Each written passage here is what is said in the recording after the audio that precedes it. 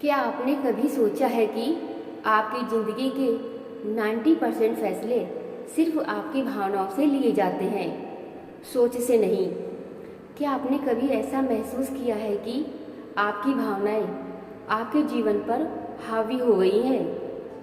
ये बुक इसी सवाल का जवाब देती है कि कैसे हम अपनी भावनाओं को समझें, नियंत्रित करें और सकारात्मक दिशा में मोड़ें। कभी गुस्से में सब बिगाड़ दिया, कभी डर की वजह से कोई मौका छोड़ दिया, तो ये वीडियो आपके लिए है। मास्टर योर इमोशंस बुक हमें सिखाती है कि कैसे हम अपने डर, चिंता, गुस्से और दुख को पहचानें और उन्हें नियंत्रित करें। आखिर में हम आपको देंगे 3 स्टेप फार्मूला, जिससे आप किसी भी इमोशंस को 60 सेकंड में हैंडल कर सकते हैं। तो चलिए शुरुआत करते हैं। चैप्टर 1, आप अपनी भावना नहीं बल्कि भावना को देखने वाले हैं। चैप्टर 1, भावनाओं की ताकत को पहचानना। Understanding the power of emotions. Emotion is not weakness, it is energy in motion. भावना कमजोरी नहीं है, ये गतिशील ऊर्जा है। दोस्तों, आइए जानते हैं भावनाएं क्या होती हैं। भावनाएं हमारे मन और शरीर की प्रतिक्रियाएं हैं जो हमारी सोच, अनुभव और विश्वासों से जन्म लेती हैं। ऑथर थिबाउट मेमोरीज बताते हैं कि भावनाएं हमारे जीवन के हर निर्णय, हर प्रतिक्रिया और हर संबंध को प्रभावित करती हैं। भावनाएं आपके जीवन को कैसे चलाती हैं? मान लीजिए आप सुबह उठते ही एक बुरी खबर सुनते हैं। आपकी पूरी दिनचर्या उस भावना के अनुसार बदल जाती है। अगर आप निराश होते हैं तो दिन भर मन खराब रहता है।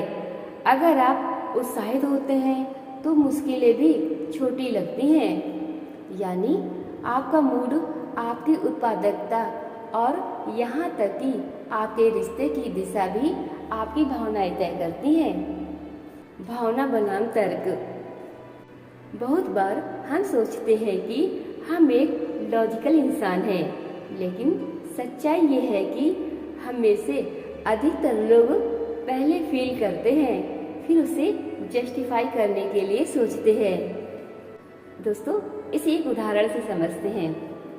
अगर कोई हमें नज़रअंदाज करता है तो हम पहले बुरा महसूस करते हैं और फिर सोचते हैं शायद उसे मुझसे कोई परेशानी है।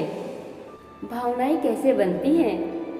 दोस्तों, आइए जानें भावनाएं कैसे बनती हैं। हर भावना 3 बातों से बनती है। घटना मिस इवेंट, आपका नज़रिया या व्याख्या। इंटरप्रिटेशन, आपकी प्रतिक्रिया यानी रिएक्शन। एक ही घटना 2 लोगों को अलग तरह से प्रभावित कर सकती है, क्योंकि उनकी सोचने की शैली और भावनात्मक अनुभव अलग होते हैं। दोस्तों, क्यों जरूरी है अपनी भावनाओं को समझना? जब आप अपनी भावनाओं के पीछे की सोच को समझ लेते हैं तो आप उन्हें नियंत्रित कर सकते हैं। आप निर्णय जल्दीबाजी में नहीं, समझदारी से लेते हैं। आप प्रतिक्रिया नहीं देते, उत्तर देना सीखते हैं। React versus respond. ऑथर की मुख्य सीख क्या है? यानी ऑथर हमें क्या सिखाते हैं? आपको अपनी भावनाओं को दबाना नहीं है, बल्कि पहचानना, समझना और दिशा देना है। जब आप ऐसा करते हैं तो आपकी भावनाएं आपकी दुश्मन नहीं, आपकी सबसे बड़ी ताकत बन जाती हैं। आइए दोस्तों, देखते हैं इसका निष्कर्ष क्या निकलता है। भावनाएं एक पावरफुल ऊर्जा है। यदि आप उन्हें समझना और नियंत्रित करना सीख जाएं, तो ये आपकी जिंदगी को आगे बढ़ाने वाला सबसे मजबूत इंजन बन सकती हैं। अंत में एक सोचने वाला सवाल, अगर आपकी हर भावना किसी सोच से बनती है तो क्या आप तैयार हैं अगला चैप्टर जानने के लिए, जहां हम जानेंगे कि ये सोचें कैसे बनती हैं और इन्हें बदलकर आप अपनी भावनाओं को कैसे बदल सकते हैं। चैप्टर 2, भावनाएं कैसे बनती हैं। Where do you emotions come from. आपकी भावनाएं आपके विचारों की प्रतिक्रिया होती हैं, ना कि सीधे किसी परिस्थिति की। फर्स्ट इज, भावनाएं अचानक नहीं आती, वे बनती हैं।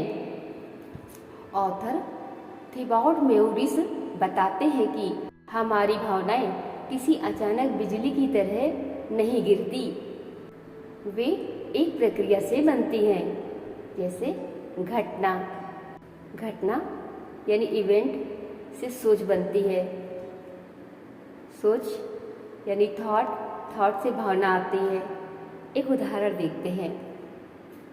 मान लीजिए आपका कोई दोस्त कॉल नहीं करता, आपको विचार आता है वो मुझसे नाराज़ है। आपकी भावना चिंता या दुख हो जाता है। अब मान लीजिए कोई दूसरा इंसान उसी स्थिति में सोचता है शायद वो व्यस्त होगा, तो वो शांत रहेगा।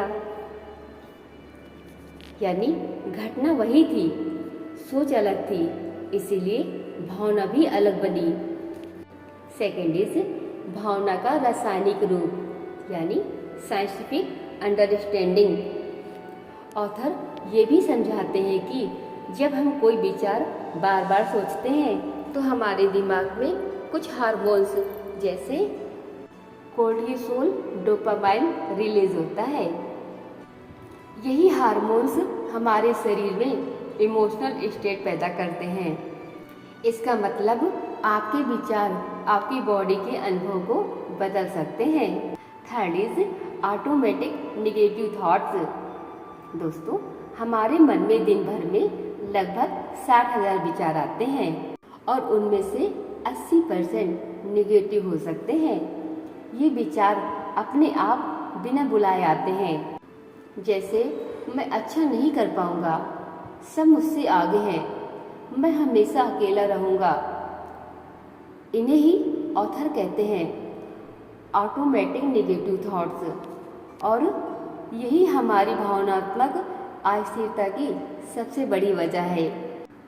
फोर्थ इज, दोस्तों, क्यों सोच को बदलना जरूरी है? क्योंकि जब तक सोच नहीं बदलती भावनाएं भी नहीं बदलती, और जब भावनाएं नहीं बदलती तो ना तो हमारा व्यवहार बदलता है और ना ही हमारी जिंदगी। अब टिप्स क्या है? इसके लिए टिप्स है सोच को समझना ही भावनाओं को बदलने की कुंजी है। फिफ्थ इज ऑथर का समाधान। ऑथर इसका समाधान बताते हैं पॉज एंड क्वेश्चन, यानी रुके और प्रश्न पूछें।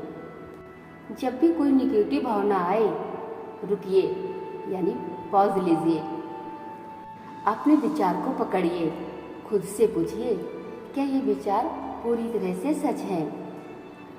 ये छोटा सा अभ्यास आपकी सोच और आपकी भावना के बीच की दूरी को बढ़ाता है। इससे आप खुद को परिस्थिति में पहले से रोक सकते हैं। चैप्टर 2 का निष्कर्ष। दोस्तों, देखते हैं इसका क्या निष्कर्ष निकलता है। भावनाएं आपके विचारों से पैदा होती हैं और विचार आपके विश्वासों से। अगर आप अपनी सोच को बदलना सीख लें तो आप अपनी भावनाओं के भी मालिक बन सकते हैं। अंत में एक सोचने वाला सवाल, अगर आपकी भावनाएं आपके विचारों की उपज हैं तो अगला बड़ा सवाल ये है, वो कौन से पुराने विश्वास या धारणा है जो इन विचारों को जन्म देते हैं। दोस्तों, क्या आप तैयार हैं अगला चैप्टर जानने के लिए, जहां हम सीखेंगे कि हमारी आइडेंटिटी यानी खुद को देखने का नज़रिया कैसे हमारी भावनाओं को कंट्रोल करता है। चैप्टर 3, विचार और भावनाओं का रिश्ता, the connection between thoughts and emotions. आप जो सोचते हैं वही महसूस करते हैं, और आप जैसा महसूस करते हैं वैसा ही व्यवहार करते हैं। फर्स्ट इज भावनाओं का आधार क्या है। हर भावनाओं की जड़ एक विचार से होती है। जैसे बीज से पेड़ उगता है, वैसे ही एक विचार से भावना बनती है। दोस्तों, इसे उदाहरण से समझते हैं। आपको लगे कि आप किसी मीटिंग में अनदेखे हो गए हैं। अब आप सोचेंगे या आप में विचार आएगा कि शायद मेरी बातों की किसी को परवाह नहीं। ये सोचकर आप भावना होगी, निराश होंगे, दुखी भी होगा और गुस्सा भी आएगा। अब अगर वही इंसान सोचता शायद लोग आज बहुत थके हुए थे, तो वह भावना समझ या शांति हो सकती थी। यानी घटना नहीं, आपकी सोच आपके भीतर क्या उगाएगी ये तय करती है। सेकेंड इज भावनाएं विचारों की लहरें हैं। ऑथर थिबॉट बेवरिस कहते हैं, emotions are the feedback system of your thinking patterns. यानी आपकी भावनाएं आपको ये संकेत देती हैं कि आपकी सोच कितनी सही या गलत दिशा में जा रही है। थर्ड इज सोच से भावना, भावना से व्यवहार, व्यवहार से जीवन। ये पूरी चेन समझिए। सोच, भावना, व्यवहार, जीवन, ये पूरी चेन समझिए। सोच यानी थॉट, मैं कमज़ोर हूँ। भावना यानी इमोशन, डर या हीनता। व्यवहार यानी बिहेवियर, आत्मविश्वास की कमी, अवसरों से भागना। दोस्तों, अब यहाँ पे विशेष ध्यान दीजिए जो आपको समझने वाली है। पॉजिटिव भावना यानी सकारात्मक सोच, नेगेटिव भावना यानी असहयोगी असत्य सोच। थर्ड इज आपकी सोच से भावना उपजी और आपकी भावना से आपका व्यवहार और व्यवहार से जीवन। ये पूरी चेन समझिए, इसको और अच्छी तरह समझिए। सोच, आप में सोच आई मैं कमज़ोर हूँ, भावना उपजी डर या हीनता की, और आपका व्यवहार आत्मविश्वास की कमी होगी या अवसरों से भागना आ जाएगा। अब जीवन में आपने क्या कलेक्ट किया? जीवन का अनुभव आपको मिला, असफलता, पछतावा। अब यही सोच बदलिए। सोच, मैं सीख रहा हूँ। भावना कैसी उपजी? हिम्मत आ गई, उम्मीद हो गई कि जब मैं सीख रहा हूँ तो यकीनन ग्रो करूँगा। व्यवहार क्या हुआ आपका? प्रयास कर रहा हूँ, सुधार हो गया। जीवन में प्रगति आई। जीवन कैसा हो गया? एक प्रगतिशील प्रगति आई, संतोष की अनुभूति हुई। फोर्थ इज विचारों को पकड़ने की कला। दोस्तों, हमें अक्सर पता ही नहीं चलता कि हमारे विचार कितने आत्मविरोधी होते हैं। ऑथर सुझाव देते हैं कि जर्नलिंग करें, अपने विचारों को लिखिए। थॉट्स कैचिंग यानी अपने विचार पकड़िए और उन्हें देखिए। प्रैक्टिस करें, जैसे ही कोई भावना आए पीछे जाएं, यानी बैक रिवर्स हो और सोचें इस भावना का विचार क्या था। फिफ्थ इज विचारों को कैसे बदले। पहचानिए ये विचार आपकी अपने हैं या दूसरों से लिए गए हैं। सवाल कीजिए, क्या ये 100% सत्य है? क्या इसके विपरीत कोई उदाहरण है? बदलाव लाइए, उसे एक सहयोगी पॉजिटिव वर्जन में बदलिए। एक उदाहरण, मैं कभी नहीं बदल सकता। इसकी जगह ये सोचिए, मैं धीरे धीरे लेकिन ज़रूर बदल सकता हूँ। आइए दोस्तों, अब देखते हैं कि इस चैप्टर का यानी चैप्टर 3 का निष्कर्ष क्या निकलता है। आपका बाहरी जीवन आपकी अंदरूनी सोच का प्रतिबिंब यानी दर्पण है। अगर आप अपने विचारों को बेहतर बना लें तो आपकी भावनाएं, निर्णय और पूरी जिंदगी बेहतर हो जाएगी। अंत में एक उत्सुकता जगाने वाला सवाल, अगर आपकी भावनाएं आपके विचारों से बनती हैं तो अगला सवाल ये है कि वो कौन सी आपकी पहचान यानी आइडेंटिटी है जिससे ये विचार बार बार जन्म लेते हैं। दोस्तों, क्या आप तैयार हैं अगले चैप्टर में जानने के लिए कि आप सच में कौन है और आपकी सेल्फ इमेज आपकी भावनात्मक दुनिया को कैसे बनाती है। चैप्टर 4 भावनात्मक आत्म जागरूकता emotional self awareness is the first step to change यानी जागरूकता परिवर्तन की ओर पहला कदम है। भावनाएं छुपाने से नहीं समझने से बदलती हैं। अधिकतर लोग अपनी भावनाओं को दबा देते हैं, गुस्सा, डर, ईर्ष्या, अपराध बोध। पर ऑथर कहते हैं कि आप जिसे छुपाते हैं वो अंदर जहर बनता है। सेकेंड इज आत्म जागरूकता क्या है? अपनी हर भावना को नोटिस करना, उसका नाम देना, जैसे दुख, क्रोध, घबराहट, बिना जजमेंट के उसे स्वीकारना। अब टिप क्या है दोस्तों? इसकी टिप है दिन में 3 बार रुककर खुद से पूछिए, मैं अभी क्या महसूस कर रहा हूँ या कर रही हूँ और क्यों। थर्ड इज भावनाओं को स्वीकारना, उन्हें नियंत्रित करना। जब आप किसी भावना को नाम देते हैं तो वह भावना आप पर हावी नहीं होती, आप उसे शांत कर सकते हैं। चैप्टर 4 का निष्कर्ष, जिन भावनाओं से आप भागते हैं वे आपका पीछा करती हैं, जिनका आप सामना करते हैं वे आपको आज़ाद करती हैं। अंत में एक सवाल दोस्तों, क्या आप जानते हैं कि आपकी कई भावनाएं सोच नहीं बल्कि भूतकाल के विश्वासों से आती हैं। नेक्स्ट चैप्टर में जानिए कैसे। चैप्टर 5 विचारों को बदलने की कला, रिफ्रेमिंग योर थॉट्स यानी अपने विचारों को पुनः परिभाषित करना।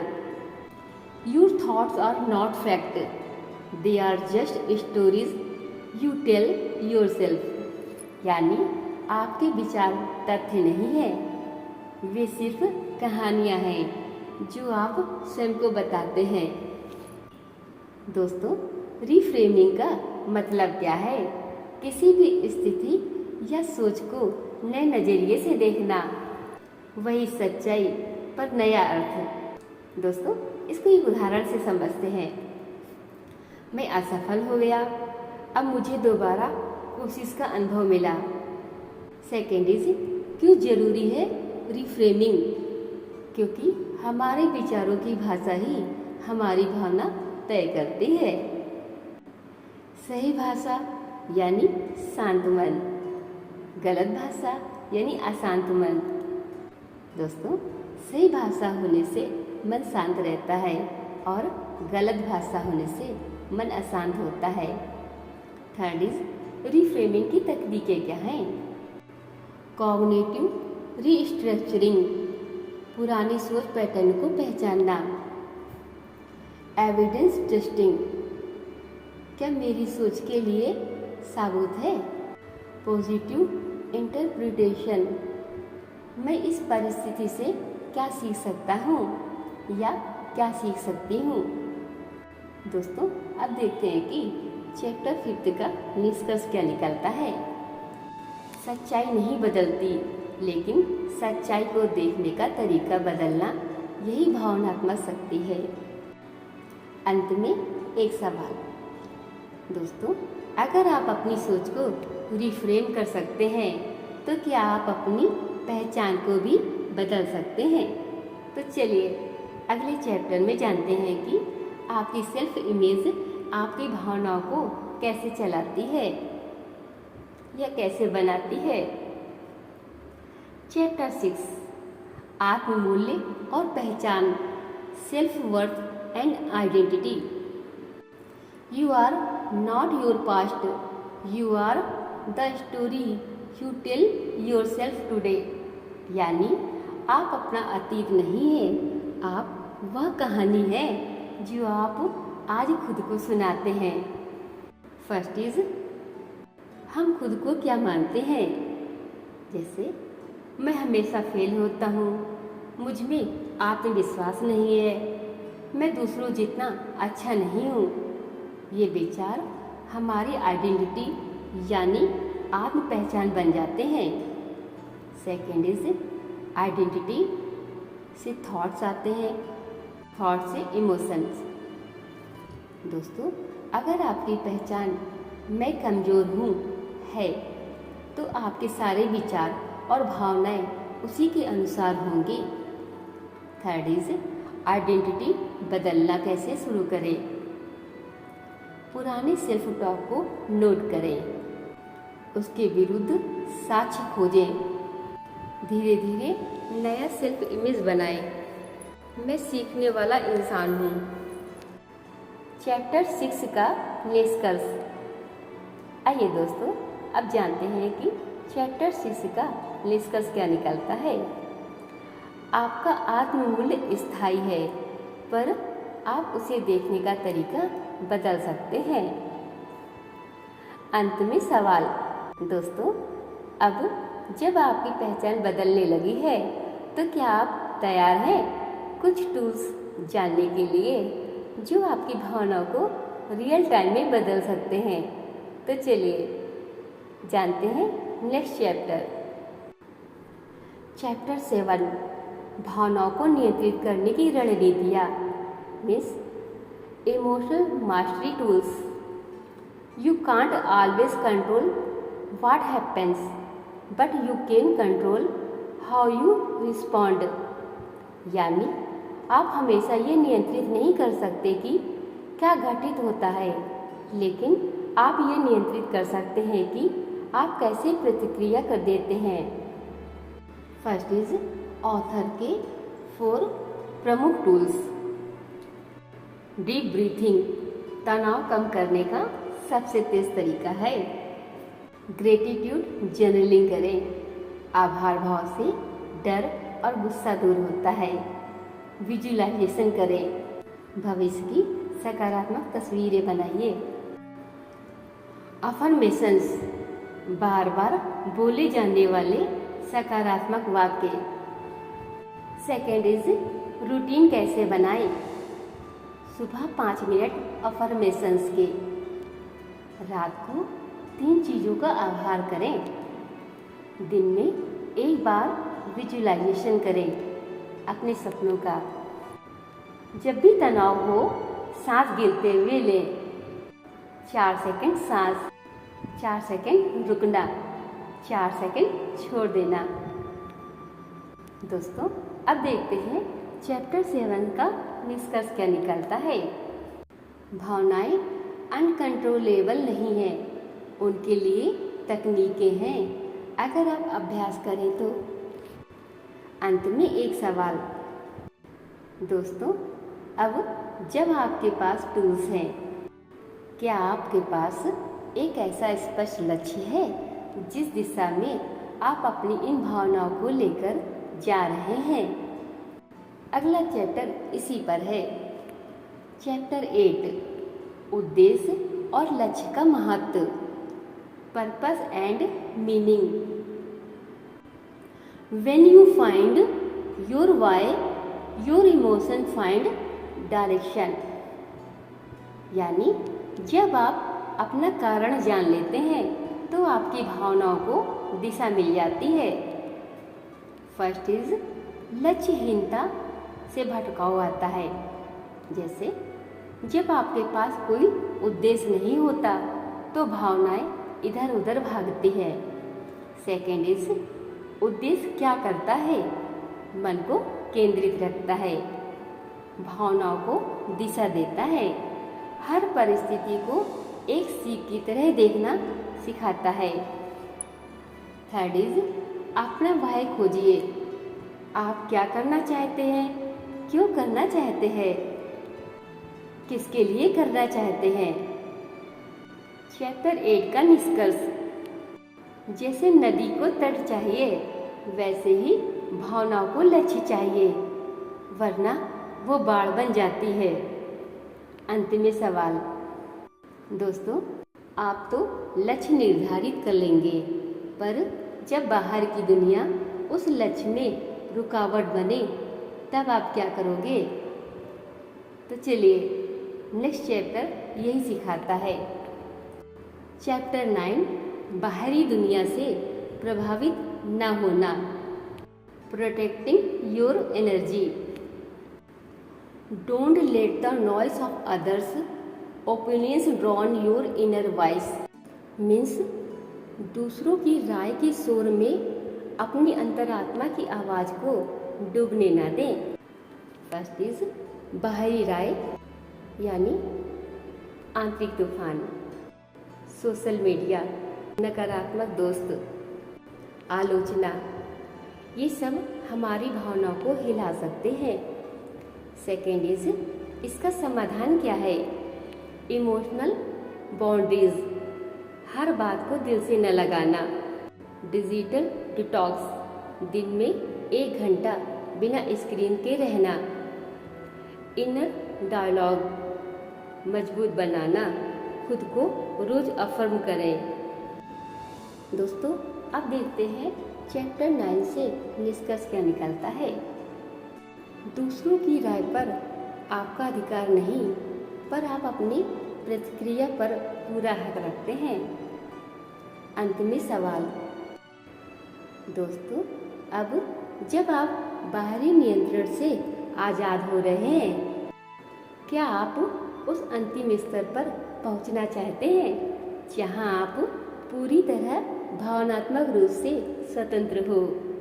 तो चलिए जानते हैं अंतिम चैप्टर में। चैप्टर 10, भावनात्मक स्वतंत्रता, emotional freedom. You are not your emotion, you are the awareness behind it. Means आप अपनी भावना नहीं है, आप उसके पीछे की जागरूकता हैं। फर्स्ट इज इमोशनल फ्रीडम का मतलब क्या है? किसी भावना को महसूस करना, पर उससे चिपके नहीं रहना, उसे आते हुए देखना, उसको समझना और जाने देना। लेखक का अंतिम मंत्र क्या है? ऑब्जर्व, ऑब्जर्व से एक्सेप्ट, एक्सेप्ट से लेट गो। यानी दोस्तों, आप किसी चीज़ को ऑब्जर्व करिए कि किस तरह का विचार आ रहा है, फिर उसको एक्सेप्ट कर लीजिए कि हाँ ये चीज़ है, फिर उसे छोड़ दीजिए, उसे जाने दीजिए, चाहे जैसा भी हो। प्रैक्टिस करिए। जब भी कोई भावना आए, 3 स्टेप करें, देखें, ऑब्जर्व करें, स्वीकार करें यानी एक्सेप्ट कर ले उस चीज़ को, फिर छोड़ दें यानी उसे रिलीज कर दें। दोस्तों, अब जानते हैं कि चैप्टर 10 का निष्कर्ष क्या निकलता है। भावना को दबाकर नहीं, बल्कि समझकर और स्वीकार कर ही आप सच में मुक्त हो सकते हैं। अंतिम सवाल। दोस्तों, अब जब आपने अपनी भावनाओं पर नियंत्रण पाना सीख लिया है, तो क्या आप तैयार हैं अपने पूरे जीवन को उसी ऊर्जा से बदलने के लिए? क्या आप तैयार हैं एक नए आत्मनिर्मित भविष्य के लिए? दोस्तों, मास्टर योर इमोशंस बुक की जानकारी आपको कैसी लगी? आप किस चैप्टर से अत्यधिक प्रभावित हुए और आपने क्या सीखा? क्या आप अपनी लाइफ में इम्प्लीमेंट करने के लिए तैयार हैं? दोस्तों, वीडियो पसंद आया हो तो वीडियो को लाइक करें, सब्सक्राइब करें और अपने दोस्तों के साथ शेयर करें, जिससे उनको भी इस तरह की इन्फॉर्मेशन मिल सके और वो भी अपनी लाइफ को चेंज कर सकें। मिलते हैं नई जानकारी के साथ में नए वीडियो में। तब तक के लिए आप सबका तहे दिल से बहुत बहुत धन्यवाद।